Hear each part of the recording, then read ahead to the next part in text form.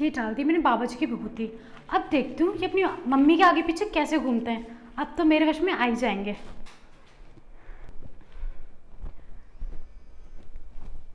ये लीजिए आपके लिए दूध। आपने सुबह से कुछ खाया नहीं है ना वैसे भी?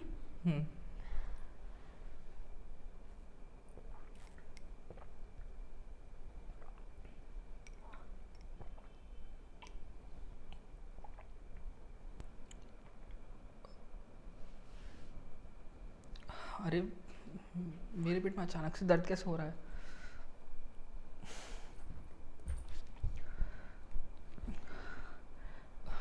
रोशनी,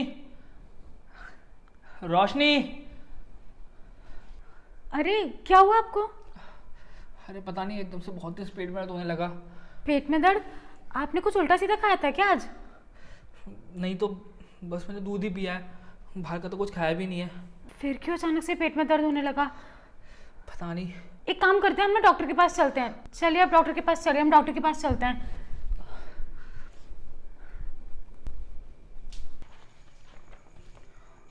आपकी रिपोर्ट में तो ऐसा कुछ मिल नहीं रहा है जिससे मैं चेक कर सकूं।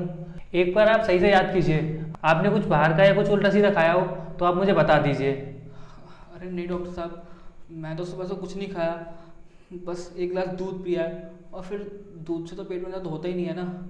हाँ वो तो मुझे पता है कि दूध से कुछ नहीं होता, लेकिन फिर भी आप एक बार याद कीजिए आपने कुछ बाहर का खाया हो। और वैसे भी आप जब तक मुझे बताएंगे नहीं तो मैं कैसे ट्रीटमेंट कर पाऊँगा आपका। डॉक्टर साहब मैं आपको बता तो रहा हूँ, मैंने दूध के अलावा और कुछ भी नहीं खाया, और मैं तो फास्ट फूड बहुत अवॉइड करता हूँ, खाता भी नहीं हूँ। पता नहीं ये कैसे क्या हो रहा है। देखिए आप जब तक मुझे बताएंगे नहीं तो मैं आपका ट्रीटमेंट नहीं कर सकता, और आपका अगर ट्रीटमेंट नहीं हुआ तो ये बीमारी आपके लिए आगे बहुत दिक्कत भी दे सकती है। तो आप ज़रा ध्यान से याद कीजिए, आपने ऐसा कुछ खाया है बाहर का या कुछ और खाया हो तो आप मुझे बता सकते हैं। अच्छा डॉक्टर साहब, मैं आपको बताती हूँ सच। एक्चुअली इन्होंने आज जो दूध पिया था, मैंने इसमें बाबा जी की विभूति मिला दी थी। बाबा जी की विभूति? लेकिन क्यों? वो मेरे पति हमेशा अपनी मम्मी की साइड ज़्यादा लेते थे, जो वो बोलती थी वो वैसा ही करते थे, मेरी बिल्कुल सुनते ही नहीं थे। तो मैं एक बाबा जी के पास गई, उन्होंने मुझसे कहा अगर वो विभूति अगर मैं दूध में मिला दूंगी और इनको पिला दूं तो मेरा पति मेरे वश में आ जाएगा, इसीलिए मैंने ऐसा किया। लेकिन मुझे नहीं पता था कि इनको इतनी दिक्कत हो जाएगी। मैडम आप जानती हैं आपने क्या किया है? इससे इनकी जान को भी खतरा हो सकता है, और मुझे तो विश्वास ही नहीं होता कि आप जैसी पढ़ी लिखी लड़की इन अंधविश्वासों के चक्कर में पड़ सकती है। अरे अगर आपका कोई फैमिली इशू है तो आप उसे बैठ के सॉर्ट आउट कर सकते हो, इन बाबाओं के चक्कर में पड़ने की क्या जरूरत है। मैं तो आपको बस एक ही बात सजेस्ट करूंगा, आपकी जो भी फैमिली इशूज़ हैं आप उन्हें बैठ कर सॉर्ट आउट कीजिए, और इन बाबाओं के चक्कर में मत पड़िए। ये बाबा पता नहीं किस किस चीज़ से वो विभूतियाँ बनाते हो, वो आपके लिए नुकसान भी कर सकती हैं, यहाँ तक कि उससे जान का खतरा भी हो सकता है।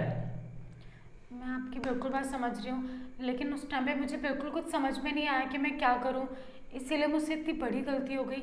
लेकिन अब मैं ऐसा बिल्कुल भी नहीं करूँगी। और डॉक्टर साहब प्लीज़ आप इनका अच्छे से चेकअप कर दीजिए ना। हाँ अब आप टेंशन मत लीजिए, अभी मैं इनका ट्रीटमेंट कर देता हूँ, इनको दवाई लिख के देता हूँ, आप वो ले लीजिएगा, ये ठीक हो जाएंगे। और यश आई एम सो सॉरी, मुझसे बहुत बड़ी गलती हो गई। मुझे नहीं पता था कि ये सब खिलाने से तुम्हें इतनी दिक्कत हो जाएगी, वरना मैं कभी भी ऐसा नहीं करती। प्लीज़ मुझे माफ़ कर दो। रोशनी, तुम भी कहाँ इन बाबा के चक्कर में पड़ी हो, और फिर जब तुम्हें कोई दिक्कत थी तो एक बार मुझसे क्लियर भी तो कर सकती थी। अब तुम देख रही हो ना कि बाबाओं के चक्करों से कितनी दिक्कत हो रही है मेरे को। I am so sorry Yash.